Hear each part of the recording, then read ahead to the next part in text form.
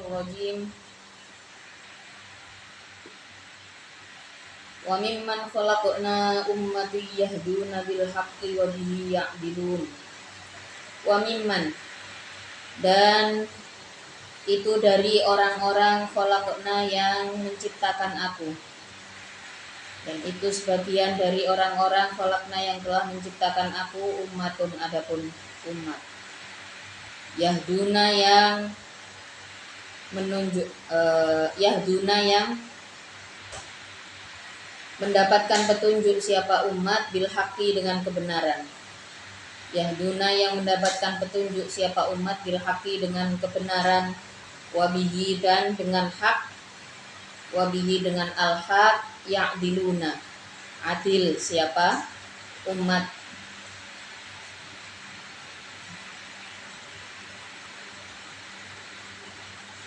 Dari makhluk-makhluk Allah yang diciptakan,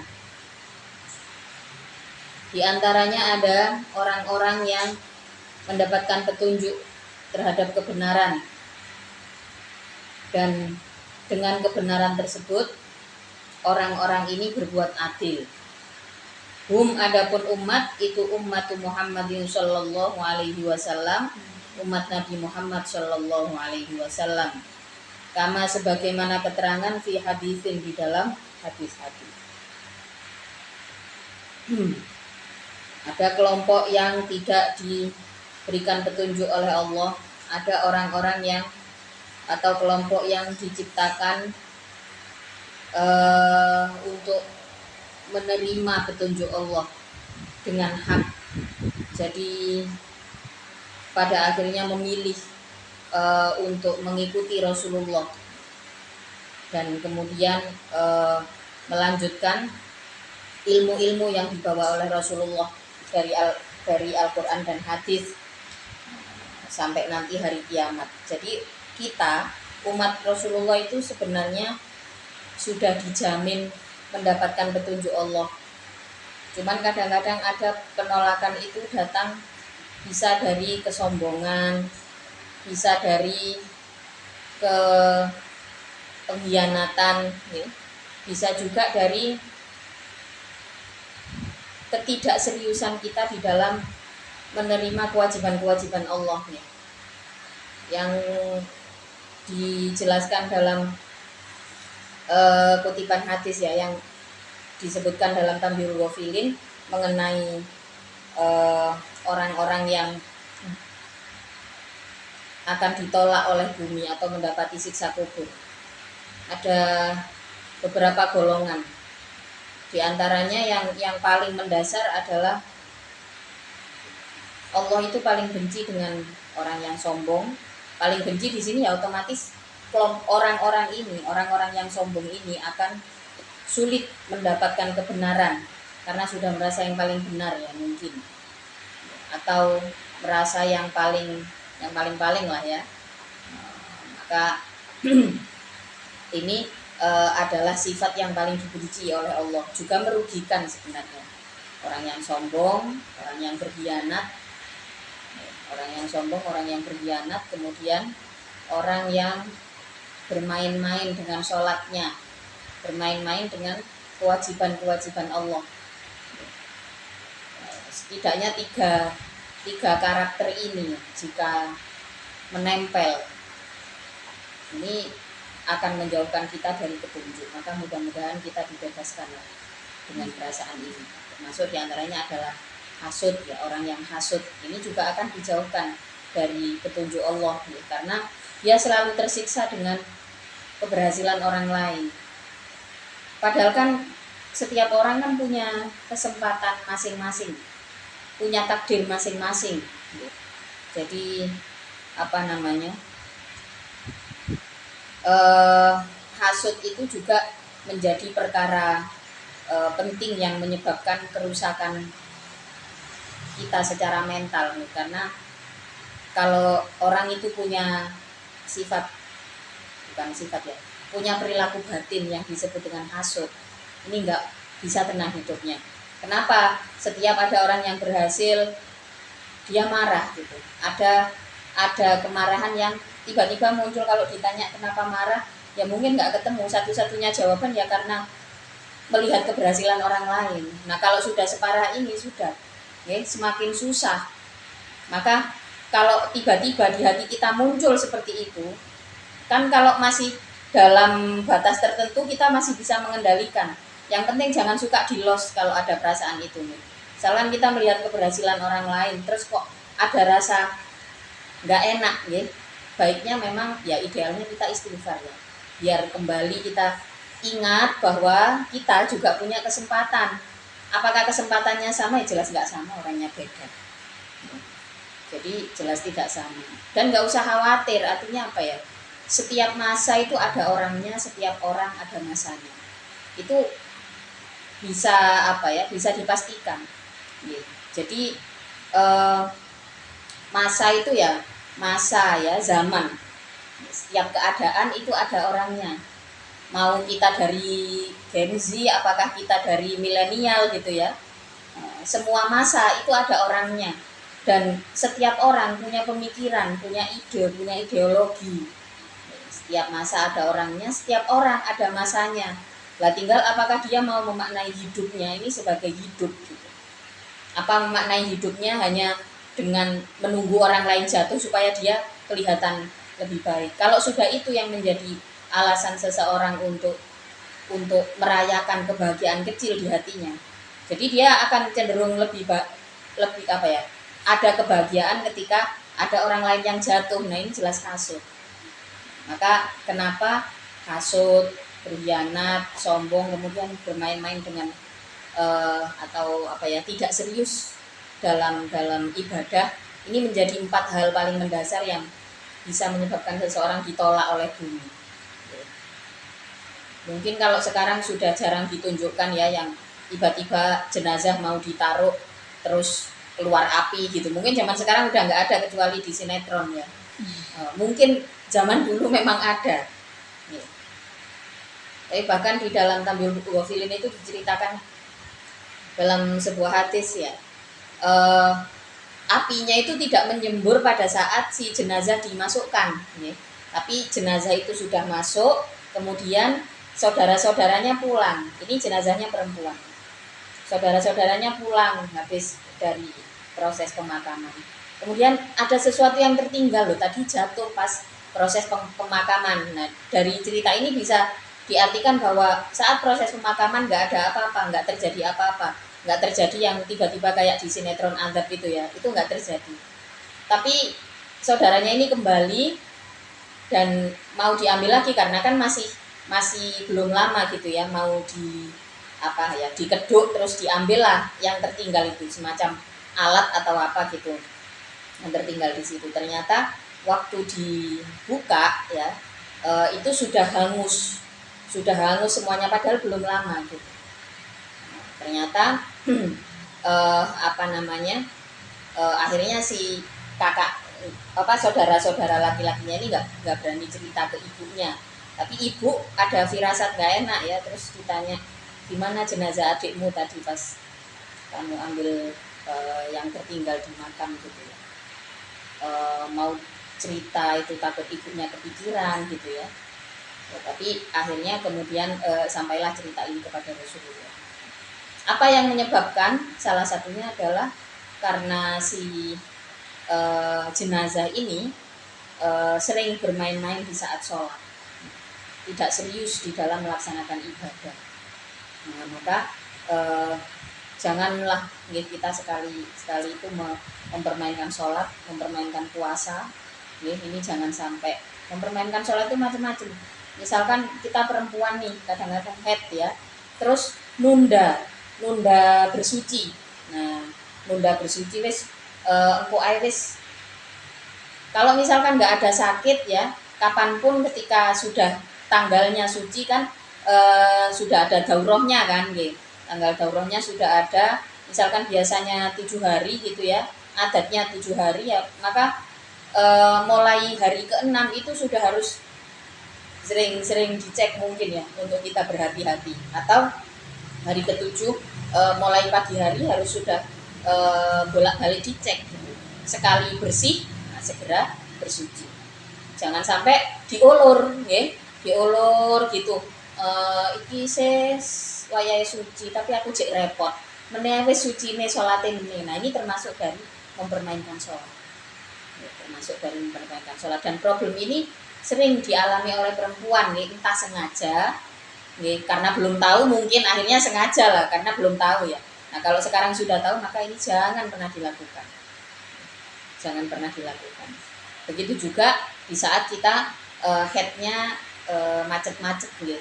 Bulan sebelumnya headnya lancar, terus tiba-tiba masuk ke bulan berikutnya headnya keluar mampet, keluar mampet gitu ya.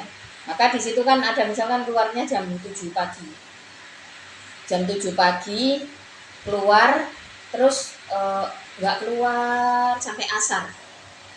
Nah, berarti ini harus ditunggu nanti sampai jam 7 lagi, jangan kok pas nggak keluar itu. Ya, ini saya ada dua kaul ya.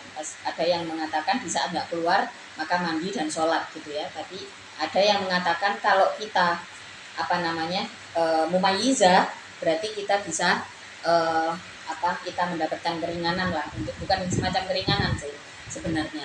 Kalau kita tahu hukumnya bahwa minimal keluarnya head itu adalah 24 jam, berarti ya harus nunggu sampai nanti jam 7. Jangan kok pas kita pada rentan waktu itu kita bersuci terus sholat. Takutnya apa? Sebenarnya kita dalam keadaan head, nggak boleh sholat tapi melaksanakan sholat. Nah, ini juga perlu dihati-hati. Jadi kalau mampet-mampet ya agak repot juga ya. Kalau mampet-mampet agak repot juga, tapi baiknya memang yang lebih aman supaya kita tidak, kan orang head kan nggak boleh sholat toh. Nah, supaya kita tidak, yang tadinya nggak boleh sholat malah kita sholat. Nah, terus kan nanti akumulatif itu setelah beberapa hari, terus ternyata 24 jamnya itu mulai hari ini sampai hari ini gitu ya. Berarti yang selebihnya bagaimana? Apakah sholatnya itu di kodok? Tidak, tidak dikodok. Jadi seperti itu mengenai head dan sholat itu harus jelas. Terutama itu tadi, kalau masalah yang mampet-mampet itu kan ada urusan kesehatan. Ada masalah kesehatan otomatis kan kalau yang mampet-mampet.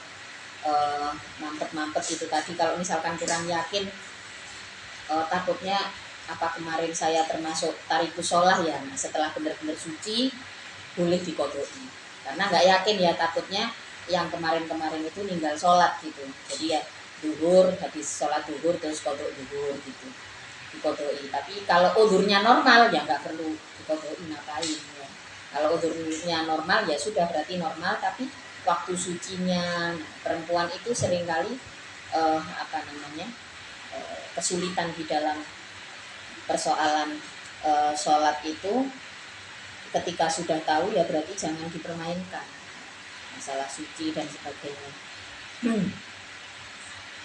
Dan insya Allah disanggupkan oleh Allah untuk mampu di situ. Dari ayat ini, wa mimman khalaqna ummatan yahduna bil haqqi wa bihi ya'dilun.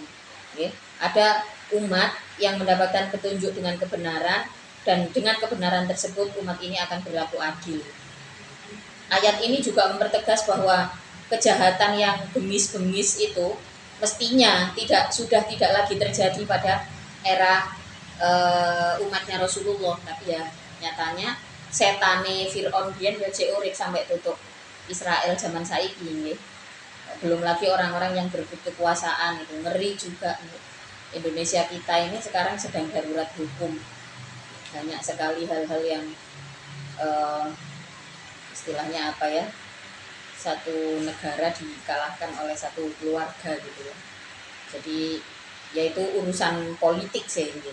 Cuman keganasan manusia ini yang bikin ngeri sebenarnya. Padahal kita umat Rasulullah itu sudah dijamin untuk bisa berlaku adil dengan kehidupan. Kita sudah dijamin kalau kita mau dengan hak, dengan ilmu yang hak, kalau kita mau kita pasti bisa berlaku adil dalam kehidupan. Menata kehidupan sampai nanti tiba hari kiamat. Waladina, adapun orang-orang kadzabu yang berdusta siapa alladin, kadzabu yang berdusta siapa alladin bi ayatina dengan ayat-ayatku, Al-Qur'an yaitu Al-Qur'an, min ahli Makkah, dari ahli Makkah. Min ahli Makkah, dari ahli Makkah itu sanastadriju,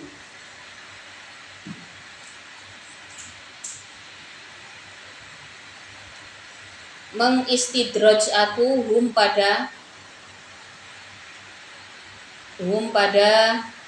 alladzin. Istidraj itu adalah situasi ketika seseorang tidak beriman, okay, atau kurang pengetahuan, tapi dikasih rezeki banyak sama Allah.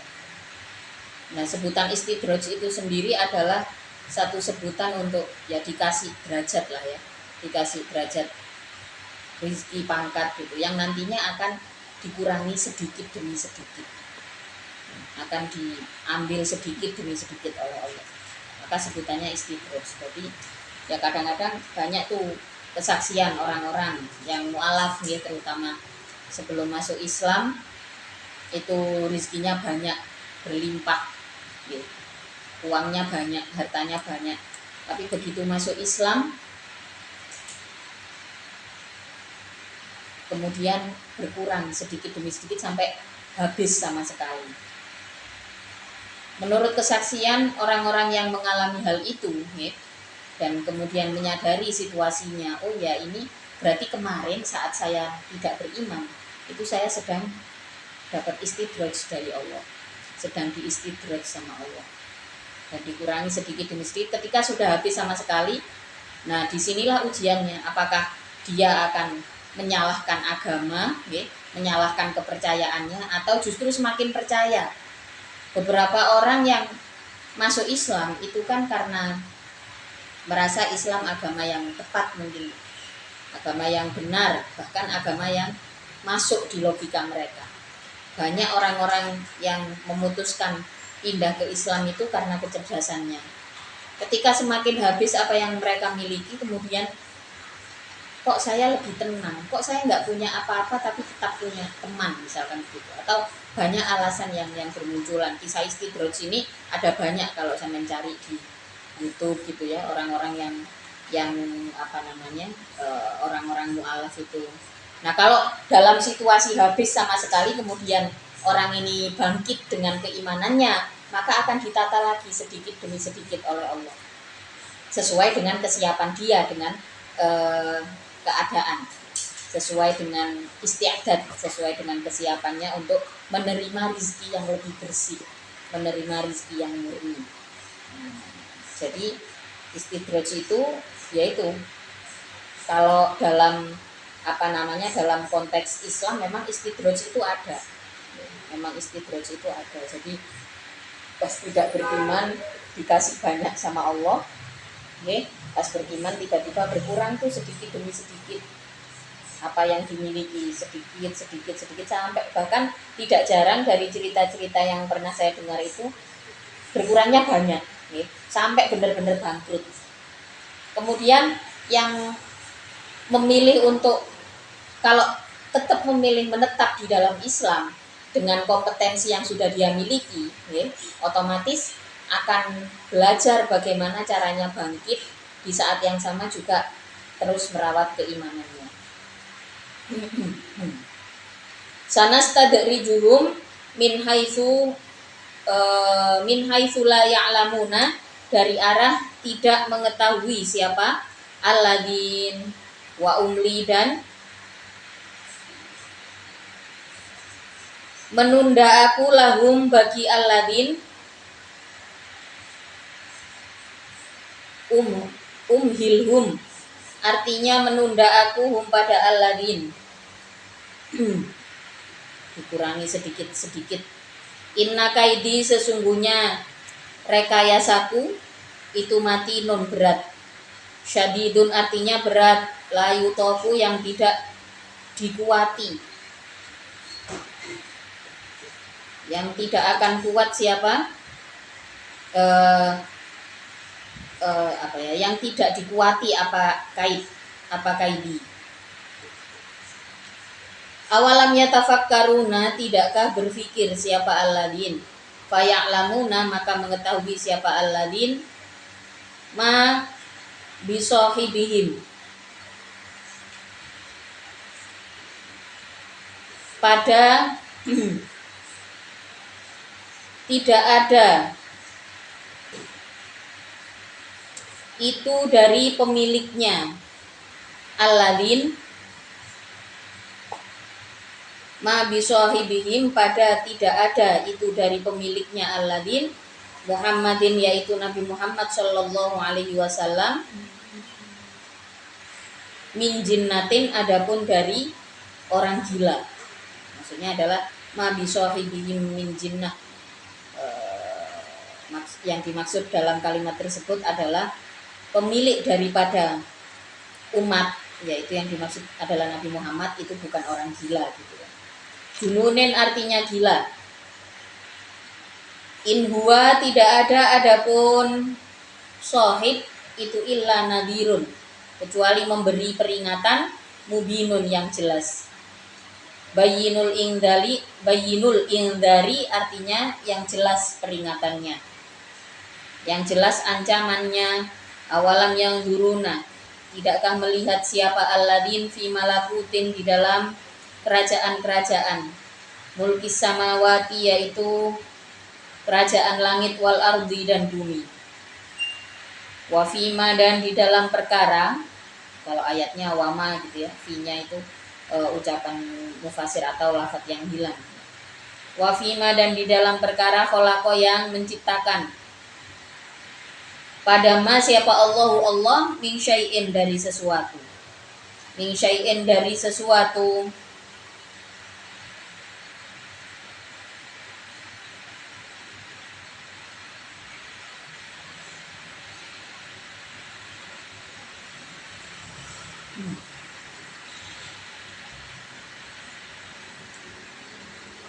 Itu bayanun menjadi jelas lima terhadap perkara fayastadilluna maka mengambil dalil siapa alladzin bi dengan ma ala kudrati soni'ihi atas kadar perbuatannya ma wa wahdaniyatihi dan sifat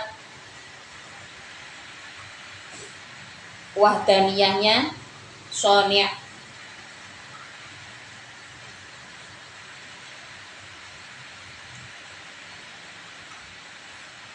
waan aifian wafian dan di dalam sya'n ai annahu artinya sesungguhnya sya'n itu asa barangkali itu asa barangkali itu ayyakuna untuknya ada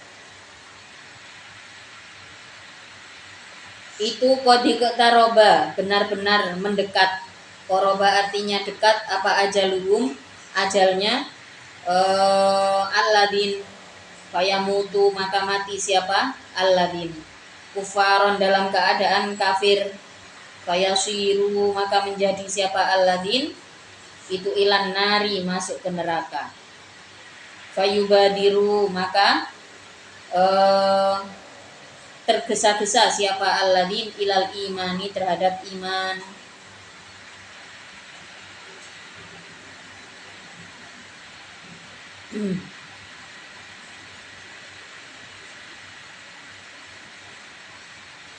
Fabi ayyi hadisin dan dengan mananya hadis ba'dahu setelah turunnya Al-Qur'an Al-Qur'ani artinya Al-Qur'an yu'minuna beriman siapa alladzin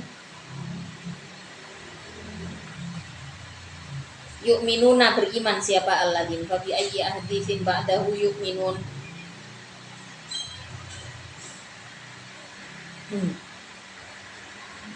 Dari cerita-cerita setelah diturunkannya Al-Quran itu mana yang diimani oleh orang-orang itu, oleh orang-orang yang mendustakan ayat Allah.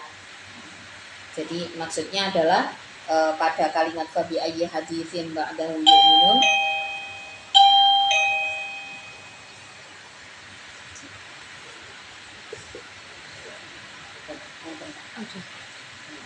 ayat ini adalah menegaskan nih bahwasanya kan yang dijelaskan adalah alladzina kadzabu bi ayatina orang-orang yang mendustakan kitab suci. Fabi ayyi haditsin ba'dahu yu'minun. Maka setelah turunnya Al-Qur'an Kemudian hadis-hadis apa lagi yang akan eh, mereka imani gitu ya. Yang artinya kisah-kisah palsu dari kitab suci yang sebelumnya mereka palsukan itu mestinya sudah tereduksi karena sudah ada Al-Qur'an gitu. Man adapun siapa saja itu yuplil menyesatkan siapa Allah fala hadiya maka tidak ada petunjuk itu maujud lahu bagi man fala hadiya maka tidak ada petunjuk itu maujud lahu bagi man wayadaru dan meninggalkan siapa Allah atau membiarkan siapa Allah hum pada man bil ya'i dengan ya wan nuni dan nun ma'arrofi beserta dibaca rofa istiqnafan karena menjadi jumlah istiqnaf.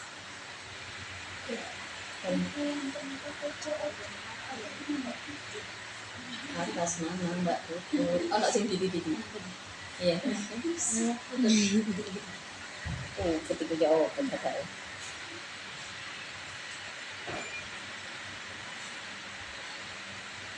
Fabi ayyi hadisin ba'dahu yu'minun mayudillahu fala hadiyalah wa yadharuhum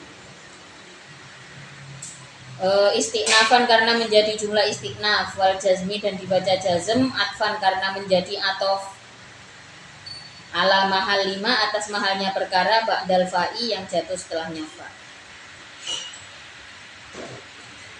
wa yadharuhum fi tuyanihim di dalam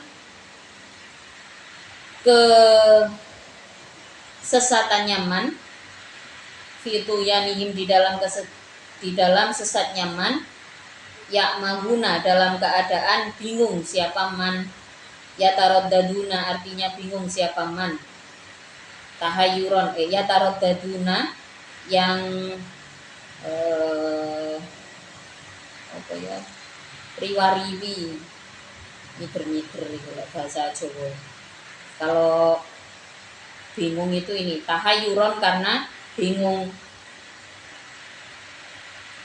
ya tarot dadun itu ya wis pelonga-pelongo ngaten iki berlarian dalam situasi bingung. Wa yadharuhum fi tughyanihim ya'mahun. Orang-orang yang tersesat mayudillahu fala hadiyalah. Orang-orang yang disesatkan oleh Allah maka tidak ada petunjuk baginya.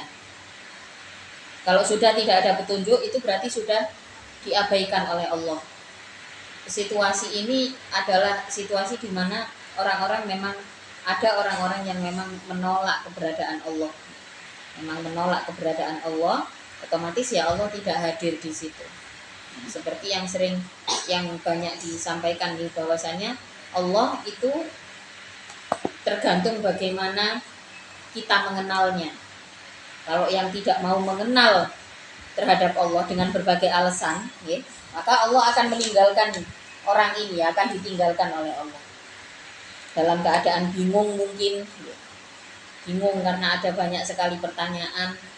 Kalau ada banyak pertanyaan, ya kalau misalkan bingungnya itu menjadikan seseorang itu kemudian mencari kebenaran, bingung gak menengahi, bingung tapi dia mencari ini apa ya yang sebenarnya, sampai akhirnya dia menyembuhkan jiwanya sendiri dan situasinya akan menjadi lebih tenang. Yang dimaksud di sini orang yang bingung adalah ketika orang ini dengan situasi fituhyanihim di dalam tughyan itu apa ya? Ya secara hati, secara batin itu bejat, ya. Secara ucapan juga begitu, secara sikap juga begitu. Pada situasi tersebut dia kemudian tidak percaya kepada Allah. Nah, otomatis akan dibiarkan itu oleh Allah dalam situasi tersebut. Nauzubillah. Kalau sudah seperti itu ya sudah akan hilang semuanya. Yas'aluna akan bertanya siapa ahli Makkah kepadamu. Ay ahlu Makkah artinya ahlu Makkah anis saati dari hari kiamat.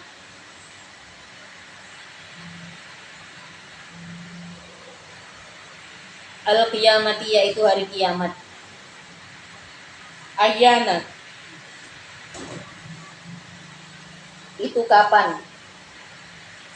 Ayana itu kapan? Mata artinya kapan? Mursaha adapun berlabuhnya kiamat. Kul mengucapkanlah engkau lahum terhadap alladin atau ahlu Makkah, innama ilmuha sesungguhnya hanya adapun pengetahuannya as-sa'ah, sesungguhnya hanya adapun pengetahuannya as-sa'ah, mata takunu, mata di dalam kapan takunu akan ada apa as-sa'ah itu inda rabbi di sisi Tuhanku, la yujalli yang tidak menjelaskan siapa Allah pada saat, yudhiru artinya tidak menjelaskan siapa Allah pada saat, liwaktiha di dalam waktunya as-sa'ah. Kalau ada dari umatmu yang bertanya kapan kiamat itu terjadi, dan ternyata benar manusia itu selalu menanyakan hal-hal yang jauh dari perjalanan hidupnya. Kenapa nggak dinikmati saja apa yang ada, pekerjaan, kesempatan, waktu belajar, waktu bersama keluarga. Itu saja dijalankan perannya dengan baik sebagai anak, sebagai orang tua, sebagai teman gitu ya. Tapi enggak, kadang-kadang menungso lek wis nganggur-nganggur ngono ya ono ae kok kiamat itu kapan ya teko. Kok aku itu pas lapo ya lek kiamat. Dan ini terjadi pada masa Nabi Muhammad ya. Banyak juga yang bertanya, kalau memang Tuhanmu itu benar ya, sambil begitu. Kalau para sahabat juga muncul pertanyaan mengenai hari kiamat. Otomatis kalau yang beriman dijawabi dengan jawaban ini, innama ilmuha inda rabbi, hanya Allah yang tahu. Hanya Allah yang tahu betul kepastian daripada hari kiamat. Allah itu tidak pernah menjelaskan waktunya, kapan hari kiamat itu akan datang. Mungkin kalau yang kita tahu ya, ciri-cirinya seperti ini ada juga kan di dalam Al-Quran. Ciri-cirinya nanti begini, ada kiamat sugro, nanti ciri-cirinya begini. Dengan munculnya ini berarti sudah pertanda akhir zaman, fitnah zaman dan sebagainya. Kalau bisa nggak perlu dipakai lah kalimat-kalimat yang seperti itu hanya untuk menakut-nakuti. Nggak usah sok-sokan membicarakan tentang kiamat gitu ya, kalau tidak, kalau bukan apa ya, kan bukan Tuhan ya yang punya kuasa atas hari kiamat gitu. Nggak usah terlalu banyak menyampaikan tentang hari kiamat. Yang jelas Rasulullah saja oleh Allah diperingatkan gitu ya, dikasih jawaban template sama Allah. Sudah, nanti kalau ada yang nanya soal kiamat jawab penai ya. Sungguh hanya yang tahu mengenai hari kiamat itu hanya Allah. Hanya Allah yang tahu soal hari kiamat. Apalagi terutama soal waktunya. Yudharuha liwaktiha di dalam harinya, as-sa'ah alamu adapun lam itu bimakna fi dengan maknanya fi. La yujalli tidak menjelaskan pada as-sa'ah siapa illa huwa kecuali Allah. Sakulat berat, azumat artinya berat, fis samawati sakulat azumat artinya yang berat. Pokoknya dijelaskan bahwa hari kiamat itu sesuatu yang berat gitu.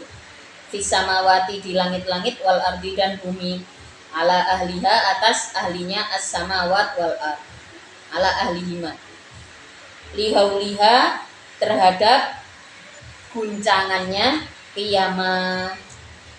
Pokoknya ini nanti adalah sebuah kejadian yang dahsyat. Sudah jauh begitu saja. La ta'ti yang tidak akan datang kum kepadamu illa baghtatan kecuali mendadak, kecuali tiba-tiba. Fujaatan artinya secara mendadak. Hari kiamat itu akan datang tiba-tiba. Orang kalau cukup sibuk dengan dirinya, sibuk dengan perilakunya sendiri, sibuk dengan kewajiban dan perannya, sibuk dengan pekerjaannya, sibuk dengan perannya, sibuk dengan ibadahnya. Wes gak usah mikir macem-macem lah dene kiamat iku teko. Sing penting kita minta ya, kita dimatikan dalam kondisi beriman. Kalau kata para ulama itu ya mengatakan bahwa orang yang paling buruk itu adalah orang yang menyaksikan menyaksikan situasi hari kiamat. Ini orang yang paling jelek. Berarti apa? Orang-orang berarti bagaimana keadaan hari kiamat itu? Adalah keadaan di mana sudah tidak ada sama sekali orang yang beriman. Tidak ada itu kumandang adzan, tidak ada orang baca Al-Qur'an, gak ono wong ngaji tafsir koyo ngene mboten. Ketika sudah tidak ada lagi nama Allah disebut secara terang-terangan, sudah tidak ada lagi orang-orang yang melihat sholat 5 waktu itu sebagai kebutuhan, sebagai kewajiban yang ya semua yang beriman, semua yang Islam harus sholat gitu ya. Tapi sholat 5 waktu itu sudah menjadi semakin asing gitu. Dan kalau kita lihat situasinya saat ini berarti ya masih jauh. Setiap hari masih ada adzan ya toh. Kalau di Sidoarjo hari Minggu banyak orang semaan. Ini insya Allah kiamat masih banyak. Itu bagian dari cara orang zaman sekarang mengulur waktu kiamat. Mengulur waktu kiamat. Jadi nggak usah bingung. Ngapain cuma pendidikan pondok gitu ya.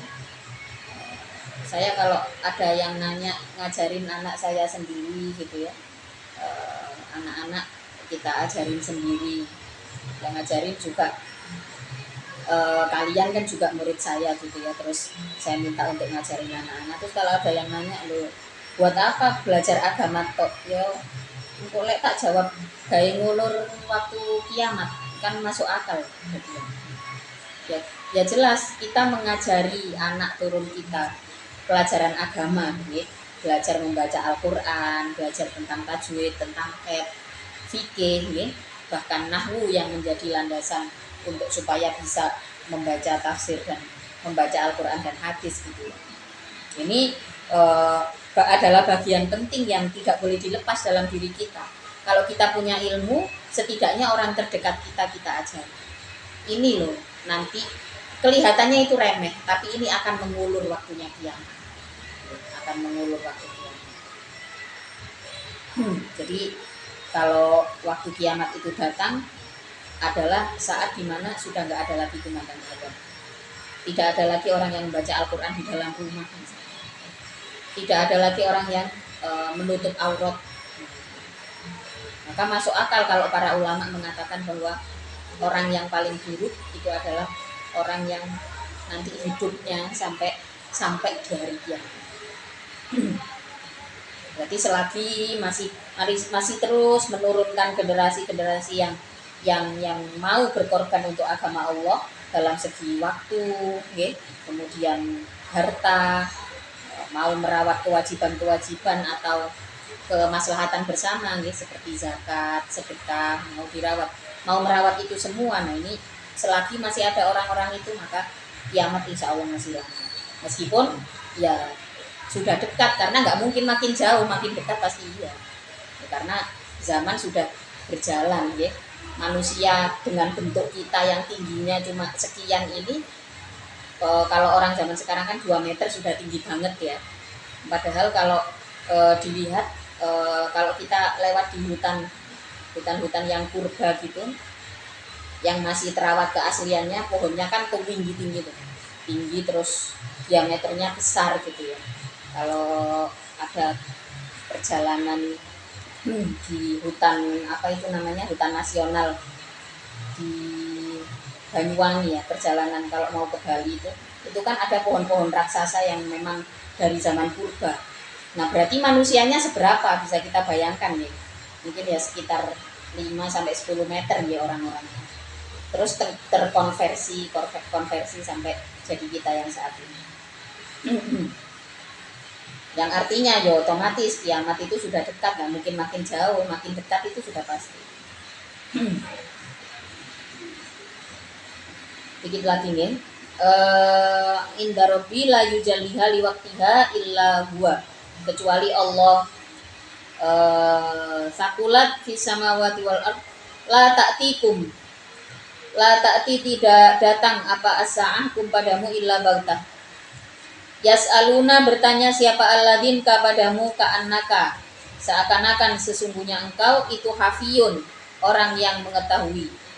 Mubalighun artinya orang yang sangat tahu visuali di dalam pertanyaan tersebut, anha dari as-sa'ah. Orang-orang yang suka tahayul dalam hidupnya, gitu.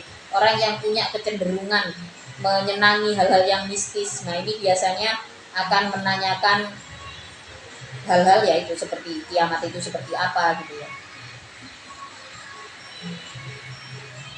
Pada masa itu orang-orang jahiliyah juga banyak yang begitu nih, maka bertanya seakan-akan Nabi Muhammad ini ditekan dia harus tahu jawabannya gitu. Nabi Muhammad ini kan seorang nabi, seorang rasul dekat dengan Tuhan gitu ya. Harusnya tahu kiamat itu kapan. Kul mengucapkanlah engkau innama ilmuha sesungguhnya hanya adapun ilmunya kiamat itu indallahi di sisi Allah. Takkidun adapun innama ilmuha indallah itu takkid tadi sudah diucapkan kemudian diucapkan lagi. Nah ini faedahnya adalah takkid. Walakinna aktsaron nasi akan tetapi paling lebih banyaknya manusia itu layak lamuna tidak mengetahui siapa aktsar. An ilmaha dari anna ilmaha sesungguhnya ilmunya kiamat itu indahu di sisi Allah. Pengennya dapat jawaban dari manusia. Kul mengucapkanlah engkau wahai Muhammad la amliku tidak memiliki aku li nafsi terhadap diriku naf'an pada kemanfaatan ujallibu yang menarik aku hu pada naf'an wala dharra dan tidak ada bahaya wala dharra dan tidak ada bahaya udfi'u yang menolak aku pada dharra illama kecuali perkara sya'a yang menghendaki siapa Allahu Allah.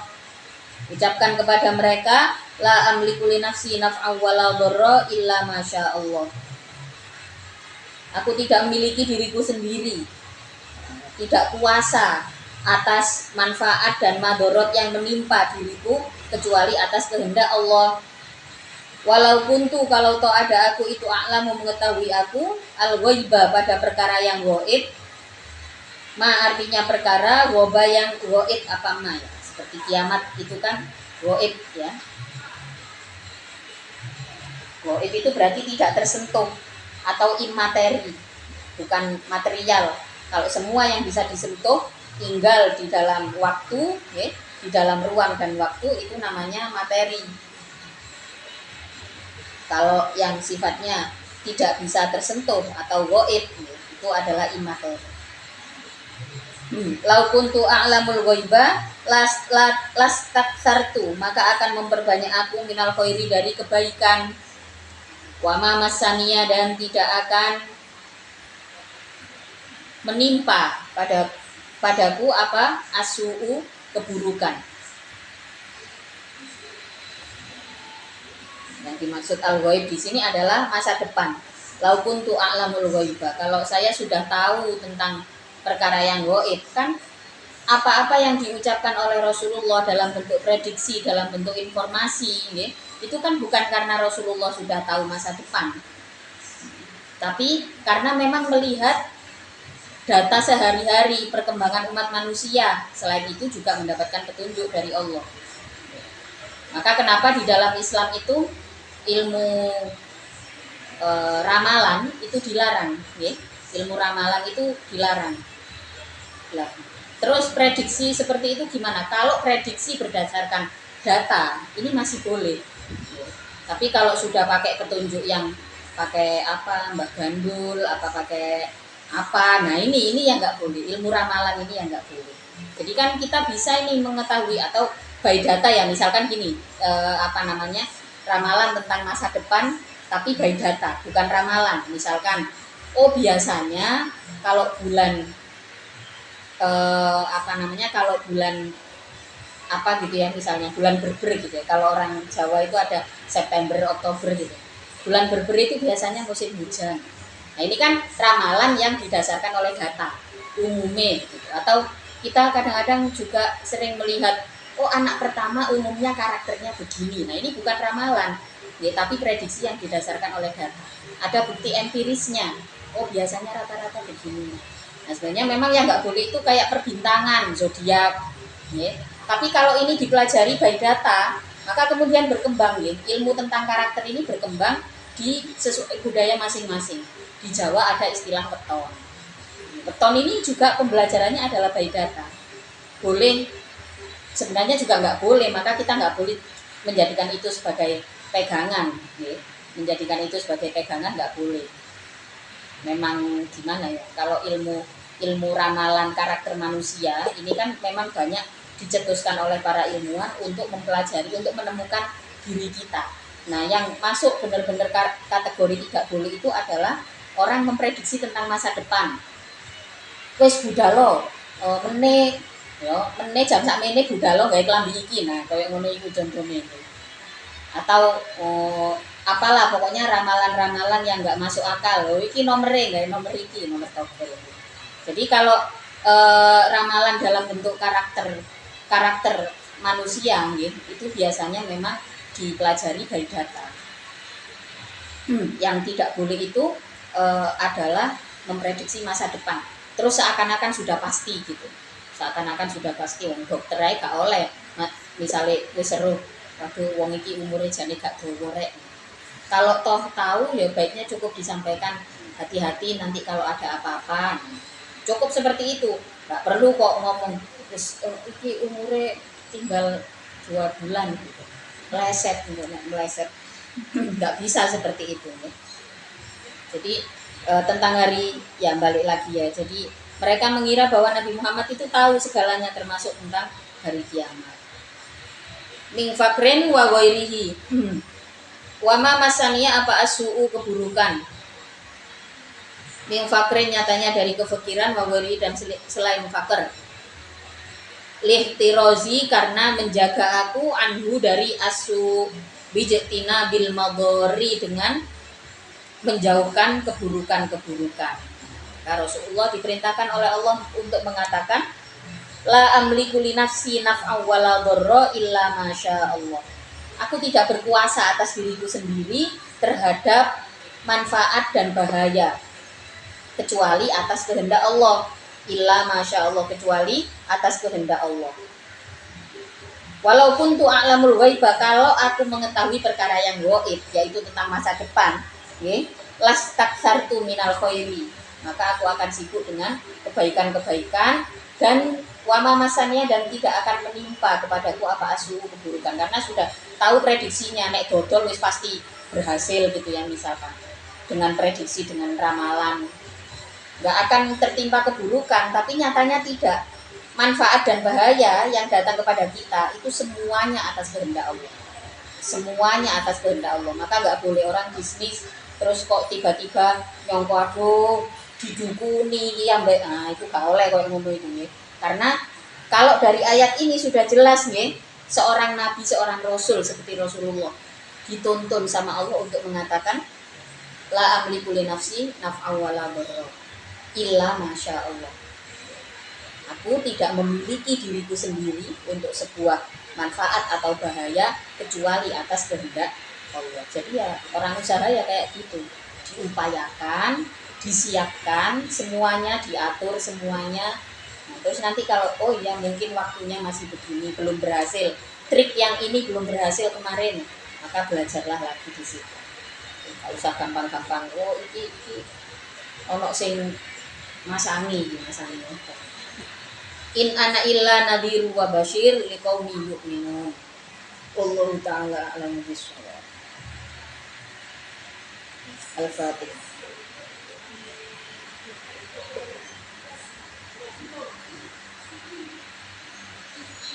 Para penajis.